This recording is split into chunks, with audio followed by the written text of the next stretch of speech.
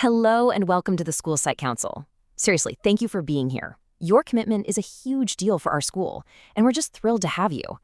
So what we're going to do right now is give you a really clear overview of your role, your responsibilities, and most importantly, the real power you have to shape our students' success. Okay, let's jump right in.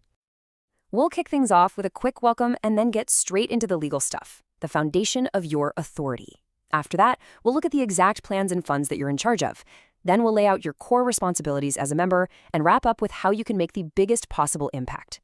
It's a pretty straightforward roadmap to understanding your new role. All right, Section 1, welcome to the council. Let's start by getting one thing crystal clear, just how vital your role is to our school's success. So right off the bat, you need to know this key distinction.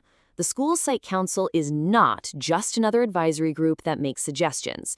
You're part of a legally mandated body with real, specific authority given to you under the California Education Code.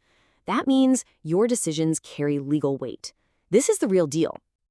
That brings us to Section 2, your legal mandate. This is the bedrock of your authority. It's what creates the powerful partnership that makes this council work.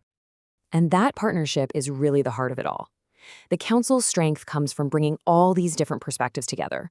We absolutely need your unique viewpoint as a parent, your insights as a student, and your expertise as a staff member. It's this mix that guarantees our decisions are well-rounded and actually meet the needs of our school community. Okay, Section 3, the plans you control. So your work is going to be guided by two really important documents. Think of them as the bridge that takes the district's big picture vision and turns it into real action right here on our campus. So let's break these down. On one side, you've got the LCAP. This is the big district-wide 3-year master plan. Your role there? To provide input. But now look at the other side, the SPSA. This is our school's 1-year action plan. And your role here is way more direct. You get to develop and approve it. This is where your authority really shines. And that's why the SPSA is so incredibly important. It's your main tool for making change happen. Every single discussion, every vote, every line in that document is a decision that is going to directly and tangibly impact the kids walking these halls every single day. Which brings us to a really critical topic in Section 4, overseeing school funds.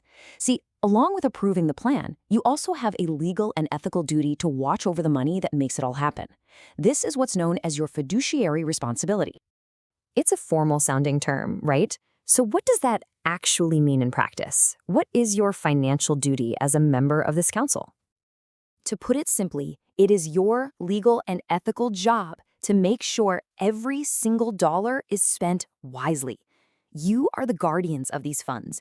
You're responsible for making sure they're used effectively, legally, and always to achieve the goals you helped create in that school plan for student achievement. And this isn't just some vague idea. It involves very specific actions. You will approve the final budget. You are expected to look closely at proposals and ask the tough questions. You've got to make sure every expense is a clear, direct benefit to our students. And your job doesn't stop once it's approved. You also monitor how the plan and its budget are actually playing out during the year. Moving on to Section 5, your core responsibilities. Okay, so we've covered the plans and the money. Now let's talk about what it takes to be a really effective council member in every meeting. I like to think of your role as resting on 4 main pillars. First up, active participation. That means showing up ready to contribute. Second is representation, bringing your unique point of view to the table. Third, that fiduciary responsibility we just talked about. And fourth, the one that ties it all together, advocating for students. And let's just double down on that second pillar for a second. You were elected to this council for a reason. Your perspective as a parent or a student or a staff member, it's not just welcome, it is absolutely invaluable. Your experiences are the reality check that makes our plans so much better and more effective. And now for our final section, maximizing your impact. This is where we pull everything together and really focus on the one central mission that drives all the work you do here. At the end of the day, it all boils down to this. Every single plan you review, every budget you approve, every question you ask, it should all be guided by this one single purpose, improving outcomes for our students. That is your North Star. This means your job is to be an active, engaged champion for our kids. Don't ever be afraid to ask those probing questions. Your role is to hold us all accountable and to be the voice in the room that is constantly asking, is this truly what's best for our students? So we'll leave you with this question to carry with you into every single meeting.